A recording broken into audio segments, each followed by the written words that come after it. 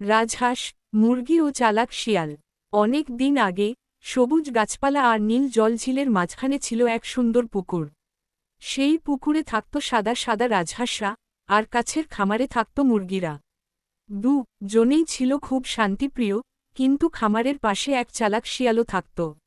অল্প মেঘের পিছনে সূর্য গল্পের শুরু, বন্ধুত্ব। একদিন সকালের রোদে হাসি খুশি হয়ে মুরগি বলল রাজহাঁসকে, হাঁস দিদি, তোমাদের পুকুরটা কত সুন্দর, উড়তে উড়তে খেলতে নিশ্চয়ই খুব ভালো লাগে। রাজহাঁস হেসে বলল, আর তোমাদের খামারটা খুব জমজমাট, সবার সাথে মিলেমিশে থাকা যায়। এভাবে ধীরে ধীরে মুরগি আর রাজহাঁসের বন্ধুত্ব গড়ে উঠল। শেয়াল শিয়ালের চক্রান্ত। ওদিক থেকে ঝোপের আড়ালে বসে শিয়াল সব দেখে ফেলল। সে ভাবল, রাজহাঁস তো উড়ে পালাবে, কিন্তু মুরগি তো ধরতেই পারব। যদি ওদের কোনো ঝগড়া লাগিয়ে দিই, তাহলে সুযোগ পাব।